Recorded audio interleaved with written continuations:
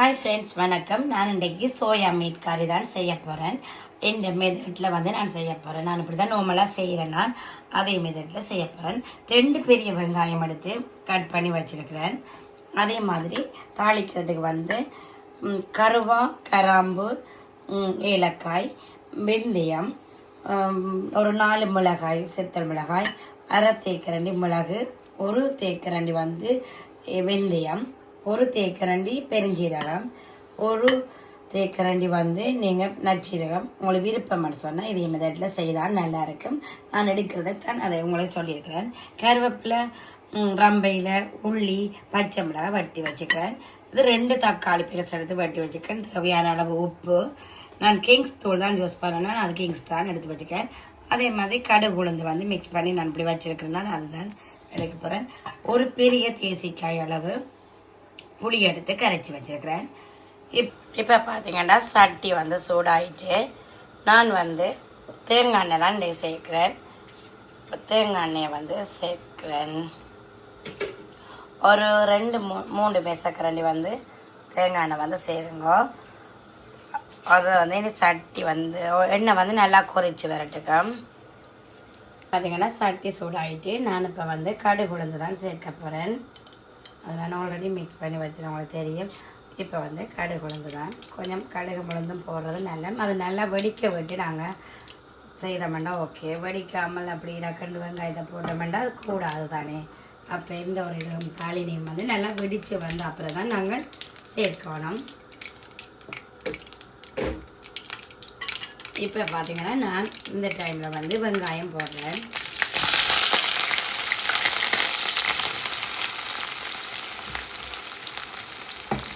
பார்த்தீங்கன்னா வெங்காயம் நல்லா வதங்க முதலே நான் இந்த டைமில் தான் சோயா மீட்டை சேர்க்குறேன். நான் இதை எனக்கு அதுவும் கொஞ்சம் நல்ல வடிவாக கொஞ்சம் ஃப்ரை பண்ணி வந்தால் தான் இந்த கறி நல்லா டேஸ்ட்டாக இருக்கும். இப்போ நான் சோயா மீட்டை சேர்க்குறேன்.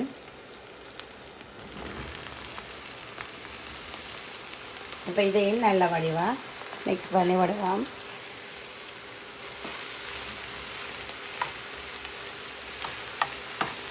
இப்படியே நல்ல வடிவாக மிக்ஸ் பண்ணி விடுவோம்.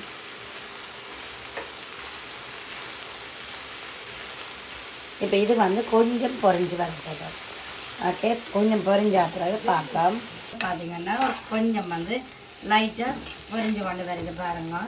ஆனால் நீங்கள் மெல்லியோ ஆகணும் கடுமை நெருப்பில் விட்டால் அந்த சோயா மீட் ஒரு சைட்டாகவே நாங்கள் அப்படியே மிக்ஸ் பண்ணிக்கொண்டே இருக்கணும். ஒரு சைட்டாக எரிஞ்சிட்டேன்னு சொன்னால் இந்த குழம்பெடுத்து சாப்பிடுகையும் அந்த சோயா மீட் ரஃப்பானதாக இருக்கும். அப்போ நாங்கள் மெல்லிய நேரத்தில் அப்படி செய்வோம். அப்போ இந்த டைமில் நான் கொஞ்சம் உள்ளி சேர்க்கிறேன். அதோட கொஞ்சம் கிராம்பு லீஃபும் மற்றது கறி லீஃபும் கொஞ்சம் சேர்க்குறேன். இப்போ அதையும் நல்ல வடிவாக மிக்ஸ் பண்ணிவிட்டு இப்படியே நாங்கள் மிக்ஸ் பண்ணிக்கொண்டே இருக்கணும். அடி பிடிக்காத மாதிரி இருக்கணும். இந்த சோயா மீட் உருளைக்கிழங்குல நாங்கள் சமைக்கும்போது எப்படியும் அது சட்டியில் ஒட்ட பார்க்கும். ஆயில் எல்லாத்தையும் தக்காளி இழுத்துருந்தேன். அப்போ நாங்கள் இப்படியே செய்துட்டு இருந்தோம்னா கொஞ்சம் பொரிஞ்சு வெங்காயமும் அந்த சோயா மீட்டும் கோல்டன் கலரில் வரும்போது பார்த்தீங்கன்னா இந்த பாருங்கள் இந்தளவு கோல்டன் கலரில் இப்படி எரியாத மாதிரி இப்படி வந்துச்சுன்னு சொன்னால் இன்னும் இந்த கிரேவியும் நல்லா டேஸ்ட்டாக இருக்கும். இந்த சோயா மீட்டும் நல்லா டேஸ்ட்டாக இருக்கும். இப்போ நான் இதில் மிடில் இப்படி செய்து விட்டுட்டு இப்போ இதில் நான் காட்டின எல்லா ஸ்பைசஸும் இதில் ஆட் பண்ணுறேன். இது நான் வைக்கிற மெதட்ன்றபடியே தான் நான் இந்த டைப்பில் காட்டுறேன். இப்போ சில பேர் இப்படி வைப்பீங்க இல்லையாண்டு இல்லை, செய்யாத அக்கள் நீங்கள் இப்படி செய்து பாருங்க. ஒரு டைம் நல்லா இருக்கும். அதில் டேஸ்ட்டு உங்களுக்கு நல்லா இருக்கும்.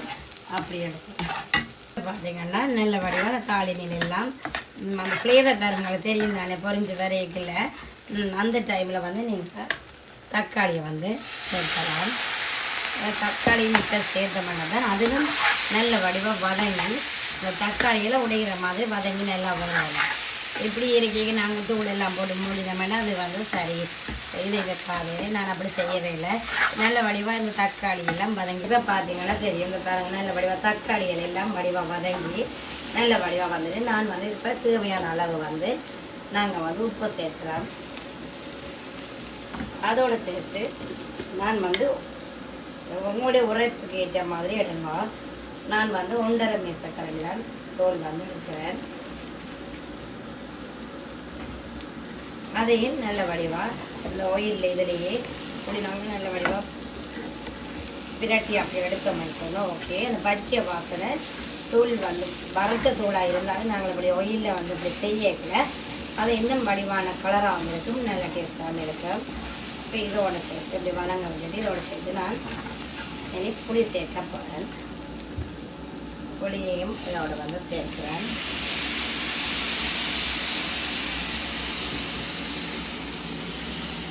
இதையும் நல்ல வடிவாக இப்போ நான் மிக்ஸ் பண்ணி எடுக்கிறேன்.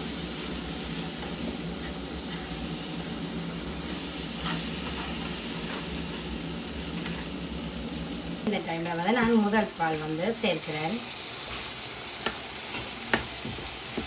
அதையும் நல்ல வடிவாக அப்படி மிக்ஸ் பண்ணி வச்சுட்டு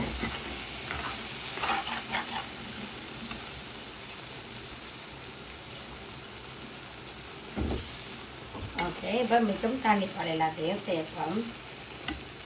கூட ஒரு 3 பச்சை மிளகாய் வந்து வெட்டி வச்சேன் நான், அதையும் வந்து நான் இதில் ஆட் பண்ணுறேன். அது உங்களுக்கு விருப்பம் என்று சொன்னால் செய்யலாம், ஆனால் அந்த ஃப்ளேவருக்காண்டி தான் நான் அப்படி செய்கிறேன். இப்போ நான் இதை மூடி 15 நிமிஷம் எடுப்போம். பார்த்தீங்கன்னா சரியாக 15 நிமிஷம் ஆகிட்டு நான் இப்போ திறக்கிறேன். அப்போ இந்த தூள் எல்லாம் அவிழ்ச்சி பச்சை வாசனையெல்லாம் இல்லாமல் போயிடும். அப்போ இப்போ நல்ல வடிவாக அப்படி நாங்கள் மிக்ஸ் பண்ணி விட்டுட்டு உப்பு இப்படியே செக் பண்ணுவோம். எண்ணெய் வந்து இது மூடி திறந்த பிறகு நல்ல வடிவாக பற்றி எண்ணெய் வந்து நல்ல வடிவான கிரேவியாக வந்த பிறகு பார்க்கலாம். இந்த டைமில் நீங்கள் உப்பு இப்படியாக பார்த்தீங்கன்னா இப்போ பார்த்தீங்கன்னா எண்ணெய் வந்து நல்ல வடிவாக வந்துட்டுது. இப்போ ஃபைனலாக வந்து நான் கொஞ்சம் வந்து கார்லிக் லீஃபை வந்து ஆட் பண்ணுறேன். ஆட் பண்ணிவிட்டு இப்போ வந்து நான் இதில் சர்வ் பண்ண போகிறேன். ஓகே, இப்போ பார்த்தீங்கன்னா லன்ச் வந்து ரெடியாக இருக்குது. சோயா மீட் வந்து முருங்கைக்காய் பால் கறி, அப்பளம் மிளகாய், பருப்பு கறி.